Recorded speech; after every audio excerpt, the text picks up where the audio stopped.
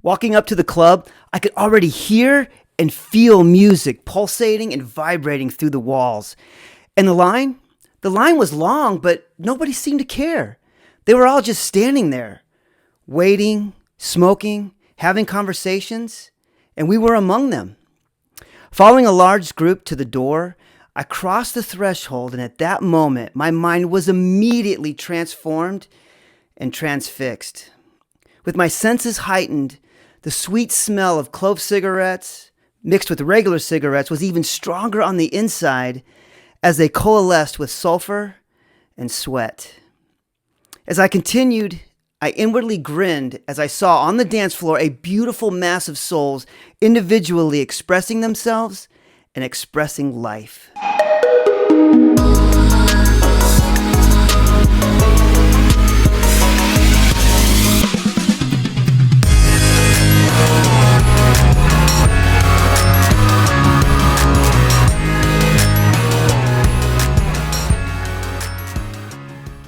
Hello everyone, my name is Bishop Friesch and I want to welcome you to My Life Through Music, where I talk about the songs and music that were either there at the time or describe thoughts, feelings, emotions that I was experiencing at those particular places and at those particular times. And the only song that can do this for these memories is one of the most unique songs I have ever heard, and that is How Soon Is Now by The Smiths, released in 1984. If you happen to see the previous video, you will remember that Attendance Girl had finally given me a mixtape of all the bands that we had talked about during our first phone conversation. And yeah, this song was on it. And hearing it for the first time, and speaking only for me, when I consider where I was in life, the time, the place, the headspace that I was in, it made for a literal near spiritual experience. And I'm not just saying that for effect. I really mean that. In the beginning, you've got Johnny Marr's guitar. I mean, this exquisite and celestial sound, to me, was so alluring, so seductive, so entraining. And to sum it up, it was just magical. It was nothing I'd ever heard before in my life. And then behind it, you get this high-pitched sound that kind of just screams across the sky of your mind and slowly trails off into the horizon. And then you have the mesmerizing, charming, haunting, and for me also the healing voice of the one, the only Morrissey. There are many female performers whose voices have captivated and enchanted me over the years, but very few male performers' voices has ever had the kind of effect on me like Morrissey's. And I'm not afraid to say that, even to this day, still has the same effect. One more thing before I continue. All singers, writers, and performers, they repeat lyrics and they repeat lines. It's embedded in songwriting, I believe.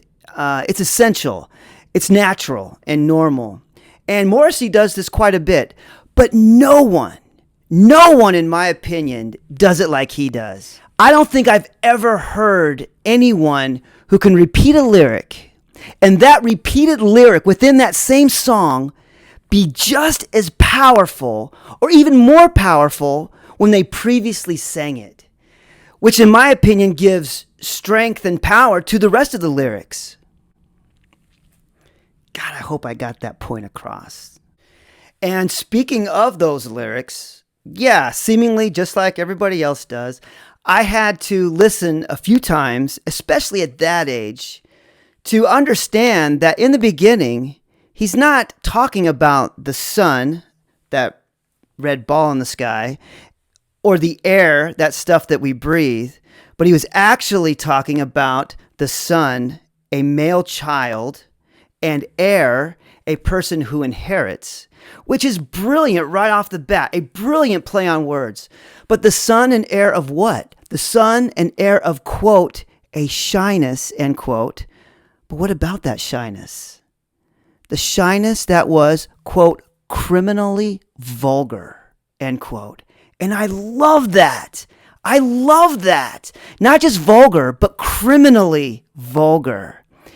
And hearing that and finally understanding it at that age really was a light bulb moment for me. Because a few videos ago, what was my typing teacher trying to get me to overcome? My shyness. And when I heard that line, it just pierced right through me. Because after those events took place, I was shown that shyness was something I was going to have to get over and break through, just like everybody else my age. And once I could do that, I could take the first step or steps to being who I really was, or being who I wanted to be, unapologetically. But I'll get to that down the road. So as I got to know Attendance Girl better, along with her friends, I began to become more interested and immersed in their music and their style and culture. And additionally, just like all music genres, country western, rock, pop, hip hop, etc., they have their own unique ways of expression and dancing. And this group was no different. And sometimes I would hang out with them during lunch and I would listen to them talk about their experiences at these dance clubs. And I become to get a little disconcerted because I really had no idea about any of this, world, at least not to that extent. And so I would listen inquisitively and I would marvel at what they were experiencing. And I wanted to be part of it. But, they were a little bit older than I was. They had cars and I didn't have a car back then. And these places were in Tempe and in Phoenix. And I don't even know if I was 16 at the time. I may have been, but I certainly didn't have a car. One night, either a Friday or a Saturday night, I can't remember, out of the blue, I get this phone call from Attendance Girl, and she says, "Hey, a few of us are going out dancing tonight. Do you want to come?" And I was like, "Yeah." And I remember I got into a little argument with my mom that night because I didn't have any money. I mean, I didn't have a job back then. And she didn't want to give me any money, and I think part of it was she just was trying to make it hard for me to go because she really didn't want me to go. And so I called back Attendance Girl. I was like, "You know what? I may not be able to go because my mom's being this way." And she says, she goes, "Don't worry, we got you." I'm like, "Oh, cool." And so I can't remember if my mom ended up giving me money or not. I can't remember, but it didn't matter because I was going. Walking up to the club, I could already hear and feel music pulsating and vibrating through the walls. And the line was long, but nobody seemed to care. They were just standing there, waiting, smoking, having conversations, and we were among them. Following a large group to the door, I crossed the threshold, and at that moment, my mind was immediately transformed and transfixed. With my senses heightened, the sweet smell of clove cigarettes mixed in with regular cigarettes was even stronger on the inside as they coalesced with sulfur and sweat. As I continued, inwardly, I grinned as I saw on the dance floor a beautiful mass of souls individually expressing themselves and expressing life. We all walked in and found a place to gather, and I got introduced to some more very cool and interesting people. As I slowly got my bearing and tuning in and synchronizing with the space, I ventured off by myself for just a few minutes just so I can process it all. And in doing so, I ran into two other girls that I knew from my school who were there. And it was very funny because I think they were more surprised to see me as I was to see them. We were all like, "What are you doing here?" And they were like, "What are you doing here?" And it was the first time I remember actually seeing them, or us seeing each other outside of school. And after that, I don't think we ever looked at each other in the same light again. It felt like we had more of a special connection or consideration or even respect for each other than we did before, which should not have made any difference at all. But as a teenager, those types of things do sometimes. But that would be an interesting understanding that I would learn later on in life. But I do remember talking to them, and one of them extensively, and finding out more and more about her, to the point when I walked away, I remember thinking to myself, man, she is very, very interesting. How intriguing. And I never imagined her being that way. But without that experience, I would have never known some of those things about her. As the song that had just been playing was ending, I started to go back and join my friends. And instead of that song kind of just trailing off and then the next song kind of bleeding into it, which is what typically happened, there was no music for a second. Only the distinct sound of a couple hundred people talking. The lights went out, and for a moment, it was just pitch black. It actually seemed darker on the inside than the night outside. Suddenly, the lights started flashing all over, and then the unearthly sound of Johnny Marr's guitar and the beginning of How Soon Is Now streaked through the club like a lightning bolt and exploded inside of me. Now, I had obviously heard this song before, but not like that. Not in that setting, not with that background, not with those speakers, not in those acoustics, and never with that energy. Everyone began to move separately, but as one, if that makes any sense. Almost in a perfect, ritualistic, harmonious rite. And I'm using both rite, R-I-T-E, and right, R-I-G-H-T, because both of those things were happening, and both definitions of those two words are equally and perfectly suited in describing what I was experiencing. The entire population of this mass of souls at that moment was one. And aside from live performances from other bands, which I had seen before, and this wasn't even live, but like a concert, I was observing and acknowledging the true power of sound and music right before my eyes. I quickly started to look for my friends because I wanted to experience this moment with them. I found them and seamlessly joined in what can only be described as a ceremonious act. It was absolutely and truly amazing. We spent the rest of the night in our group dancing, laughing, smoking to all kinds of great, great music, all the way until it closed. Walking in the parking lot to the cars, I looked at all the people leaving, going back to their lives. Who were they? What did they do? They were all so different, but also the same. And I started to think to myself conceptually, man, this world is a lot bigger than I ever imagined. How much bigger? What else is out there? Will I ever experience it?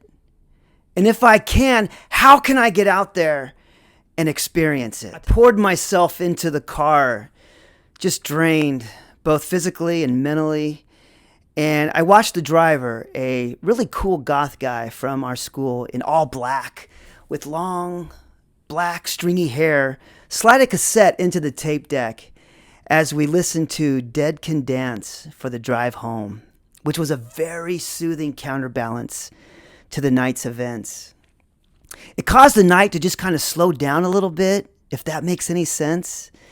As we slowly made our way out of the parking lot, I sat there with the window just part way down so I could let the fresh air in as I was processing and examining the night.